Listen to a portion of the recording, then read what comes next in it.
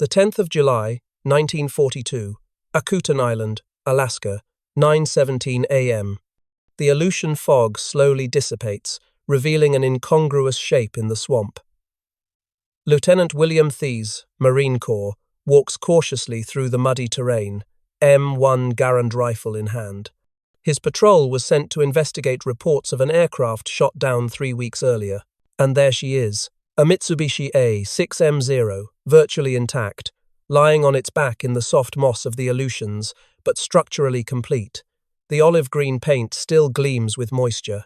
The rising sun emblem on the wings is still crisp. Thies circles the aircraft with fearful reverence.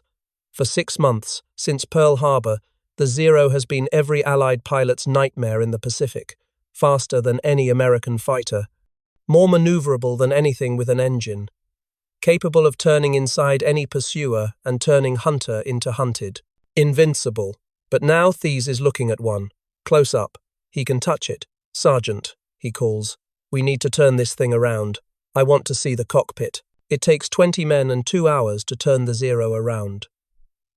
When it finally rests on its landing gear, Thies climbs onto the wing and peers into the cockpit. What he sees confuses him.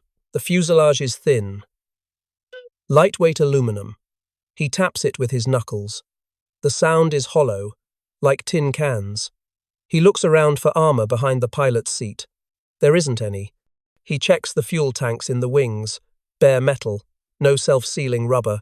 "That doesn't make sense," he murmurs. Sergeant James Baker, an aviation mechanic before the war, joins him on the wing. "Lieutenant, this is a top-of-the-line fighter jet, right? The best the Japanese have?" "Supposedly." Baker runs his hand along the fuselage. "Then why does it look like it's made of aluminum foil? My Studebaker at home has more metal than that." Thies has no answer, but he knows he has found something important, something that will change the war. What Thies and the Aleutian Marines didn't know was that they had discovered not just an aircraft, but an entire philosophy of warfare. Over the next 6 months, that Zero would be disassembled, flown, and analyzed down to the last welded joint. And what American engineers would discover would fundamentally change how the Allies fought in the Pacific. The Zero had no armor because the Japanese had made a conscious choice to sacrifice protection for performance. It was a gamble that worked brilliantly for 6 months, but it was about to become a death sentence for thousands of Japanese pilots. Nagoya, Japan. Mitsubishi Design Office, 1937. The problem on Jiro Horikoshi's desk was mathematically impossible. The Imperial Japanese Navy demanded fighter planes that could. Maximum speed of 500 kilometers per hour, rate of climb of 1,000 meters in 3 minutes and 30 seconds, range of 1,200 kilometers, maneuverability superior to any existing fighter, armament of 2 20mm cannons and 2 7.7mm machine guns. "It's impossible," declared Assistant Engineer Yoshitoshi Sone. "Mr. Horikoshi, we can't have speed, range, and maneuverability. Physics doesn't allow it." Horikoshi, a thin, 34-year-old man with round glasses, was studying calculus for the 100th time. "So we changed the physics, as eliminating everything that doesn't directly contribute to performance." He drew a diagram on the board. Every kilogram of weight requires more engine power. More power means more fuel. More fuel means more weight. It's a vicious cycle. But if we break the cycle by removing weight, how to remove weight? Horikoshi paused, knowing that his next sentence would define his design and, unknowingly, the destiny of thousands of men. "We removed the armor. We removed the self-sealing fuel tanks. We removed everything that protects the pilot but adds weight." A shocked silence filled the room. "Mr. Horikoshi," Sone said slowly, "are you suggesting building a fighter jet without pilot protection?" "I'm not suggesting. I'm stating that it's the only way to meet specifications. Pilots will die. Pilots die in any war. But with this design, they will die after shooting down 5, maybe 10 enemies. Not before." The math was brutal but irrefutable. The 940 horsepower Nakajima Sake engine could only propel approximately 2,500 kilograms and still meet performance requirements. Every kilogram beyond that compromised speed, climbing ability, or range. Typical armor behind the pilot's seat weighed 50 kilograms. Self-sealing fuel tanks added 80 kilograms. Armored windshield glass added 12 kilograms. A total of 142 kilograms of protection. Horikoshi eliminated everything. Instead, he invested those 142 kilograms in additional fuel range, a lighter wing structure, and a more aerodynamic fuselage. The result was revolutionary. The A6M0 weighed only 1,980 kilograms empty, a third lighter than equivalent American fighters. With a less powerful engine than its rivals, it still flew faster because it had less mass to push. But there was a cost measured in blood. Prototype testing in 1939 revealed both the brilliance and vulnerability of the design. Test pilot Katsuzo Shima reported that it's like flying a dream. It responds to thought. Touch the stick and it rolls. Pull gently and it climbs like an elevator. I've never flown anything like it, but when Shima made an emergency landing due to engine failure, the landing gear collapsed. The thin fuselage crumpled. A fire started instantly because the fuel tanks were not self-sealing. Shima survived, but with second-degree burns. The plane flies like an angel, he told the engineers, but it burns like straw. Horikoshi knew, but the choice had already been made. Japanese naval doctrine emphasized offense over defense, attack over protection, kill before being killed.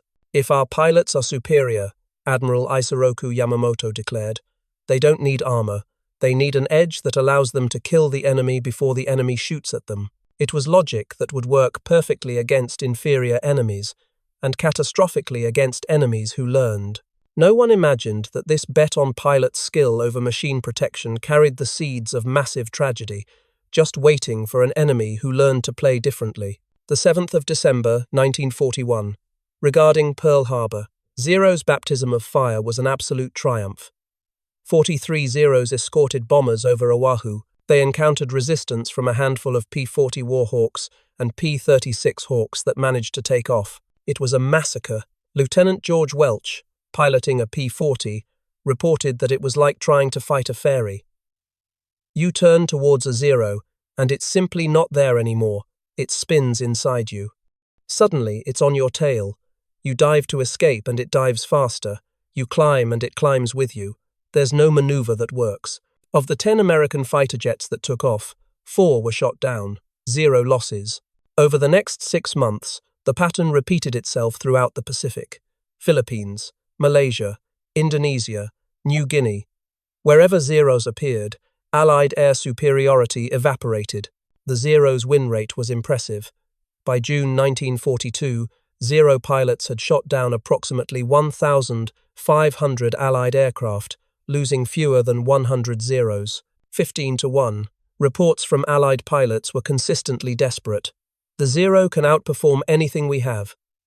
Superior roll rate, superior climb rate, impossible turning radius. Admiral Chester Nimitz read report after report with growing alarm.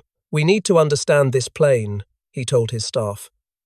We need to know how it works, how it flies, and how to shoot it down. But downed Zeros invariably burned completely. Nothing remained to examine but twisted, charred metal. Ate Akutan, the 4th of June, 1942. Battle of the Aleutian Islands. Flight Petty Officer Tadayoshi Koga led a flight of 3 Zeros attacking Dutch Harbor. During combat, his Zero was hit by anti-aircraft fire. It wasn't a direct hit, just a fragment that cut an oil pipeline. Koga didn't realize it immediately, but as he flew back to base on the aircraft carrier, oil pressure dropped. The engine began to overheat. He knew he wouldn't reach the ship. He saw Akutan Island below, a swamp that appeared flat.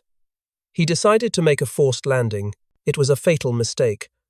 What appeared to be flat was actually thick moss on water. The Zero's wheels sank. The plane flipped over. Koga broke his neck instantly. When an American patrol found the Zero 5 weeks later, Koga was still in the cockpit, dead but perfectly preserved by the Aleutian cold. The Zero was carefully packaged and shipped to San Diego. From there to North Island Naval Air Station, U.S. Navy engineers and test pilots waited like children at Christmas.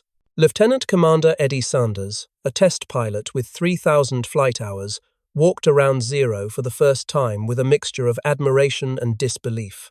"It's small," was his first observation, much smaller than Wildcat. But when the detailed inspection began, disbelief turned to shock. "Where is the armor?" he asked the engineers. "There isn't." "Self-sealing tanks?" "Neither." "Bulletproof glass?" "Negative." Sanders hit the fuselage. Hollow sound. "How many millimeters thick is this aluminum?" "Approximately 1 millimeter. In some places, less." 1 millimeter. "My God, my flight helmet is thicker than that." Chief Engineer Robert Grumman presented a complete analysis. "Lieutenant Commander, this plane weighs 1,980 kilograms empty. Our F-4F Wildcat weighs 2,238 kilograms empty, but the Wildcat has a 1,200 horsepower engine. The Zero only has a 940 horsepower engine. So how does it outperform our planes? Because every kilogram saved in protection was invested in aerodynamics and lightweight structure. The wings are masterpieces of engineering. One-piece spars, stressed skin, minimum weight with maximum strength." Sanders touched the wing. It flexed slightly under pressure. "It's fragile." "Yes, but it's also deadly. If the Japanese pilot is good enough not to get hit." "I understand. But what if I get hit?" Grumman pointed to an exposed fuel tank in the wing. "Look at this. A 130-liter fuel tank. No protection. 150 caliber incendiary projectile, and it turns into a torch." The implication was clear. Zero was based on the premise of the driver's invincibility. If the driver could use their maneuverability advantage to never be hit, they were unbeatable. But if they were hit, even once, it was certain death. During September and October of 42, the captured Zero was exhaustively tested. Sanders and other test pilots flew it against Wildcats and P-38s in simulated combat. They discovered crucial weaknesses. Zero couldn't dive at high speed. The lightweight structure flexed and the controls locked up. Zero couldn't roll quickly at high speed for the same reason. And Zero absolutely couldn't absorb damage. A test report stated that a 2-second burst from 650 caliber machine guns guaranteed the complete destruction of the Zero. Fuel tanks ignited, fuselages shattered, wings separated. The information was immediately distributed to all fighter pilots in the Pacific with new tactics. Don't fight Zero on turns, use speed and dive. Attack from above, one pass. Don't chase on turns. If you miss, accelerate with a dive. Zero can't follow. And when you hit the target, just a few projectiles are enough. Guadalcanal. August of 1942. The change began over the skies of the Solomon Islands. American pilots, now armed with knowledge of the Zero's weaknesses, began to change tactics. Captain Joe Foss, flying F-4F Wildcat, described a new approach to gaining altitude. "Always. Zero climbs fast, but I climb first. Then I dive. Full speed. Zero in sight. Short burst. 3 seconds maximum. Then I cross and climb again. Zero tries to turn to follow me, but I'm too fast.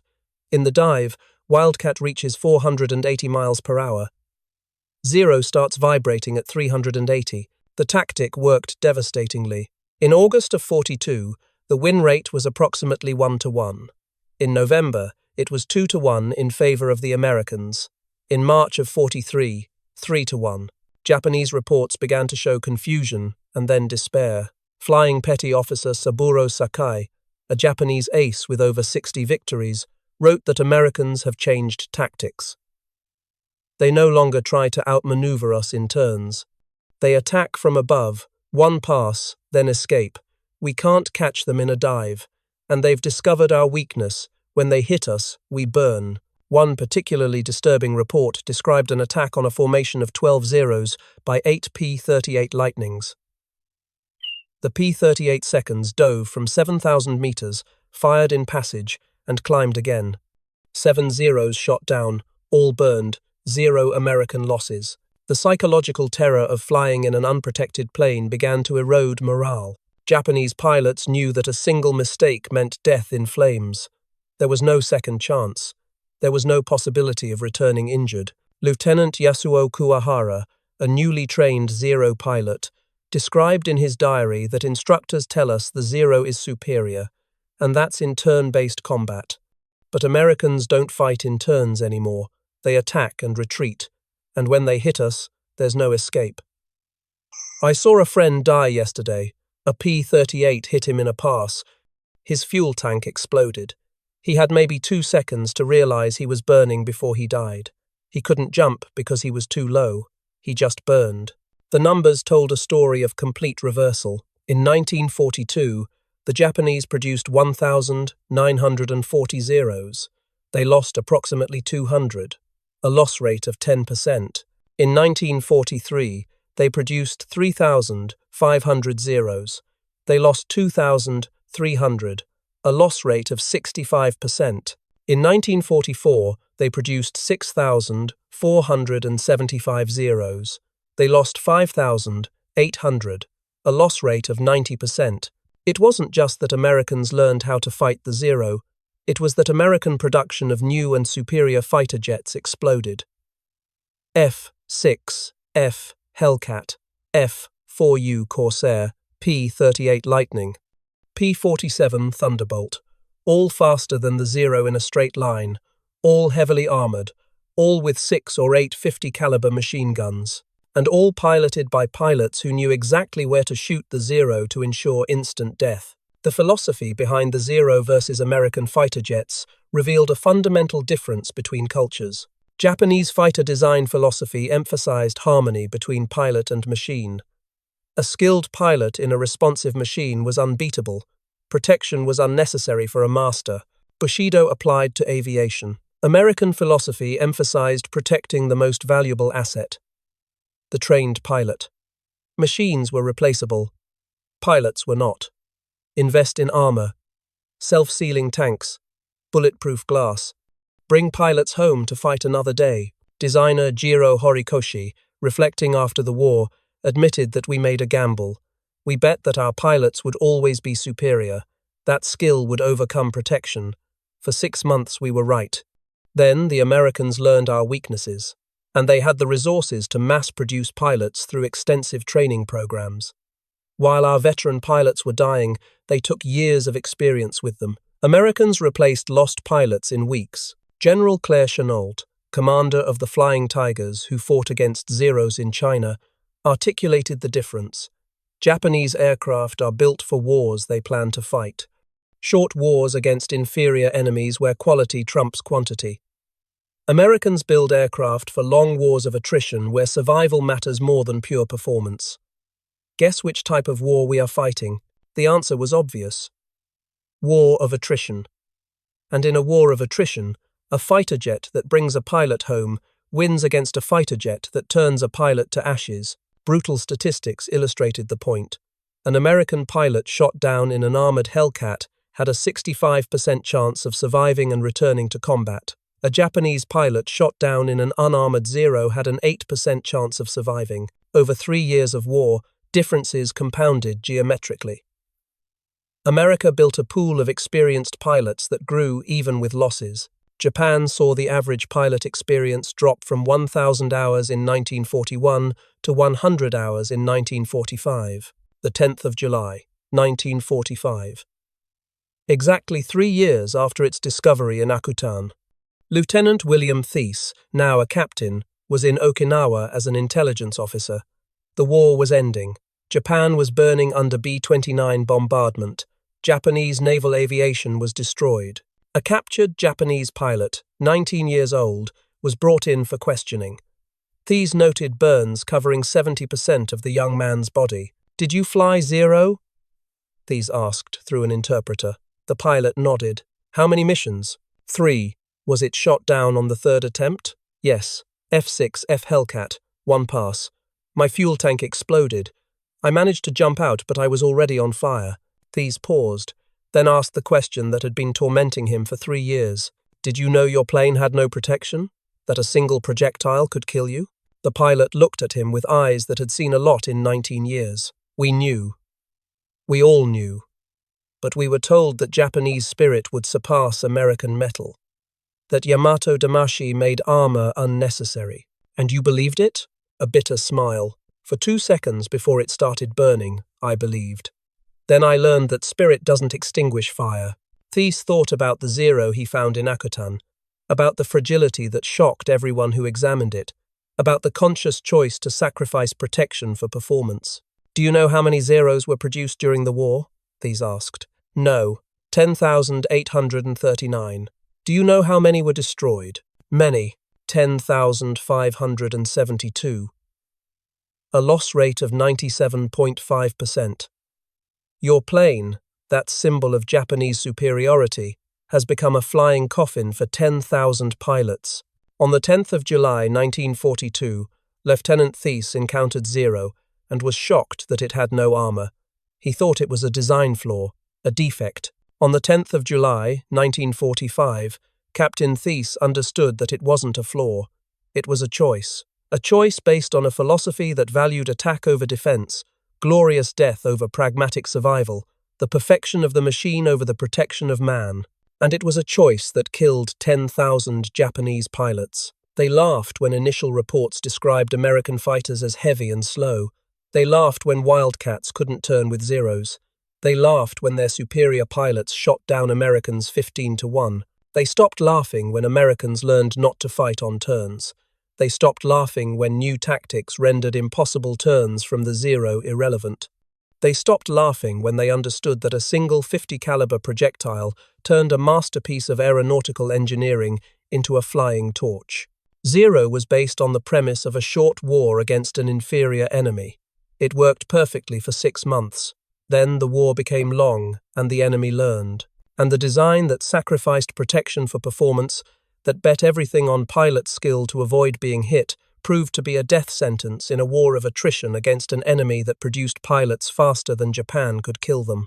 Horikoshi created a masterpiece, but a masterpiece of glass that shattered on the first impact. The Zero taught a timeless lesson about modern warfare.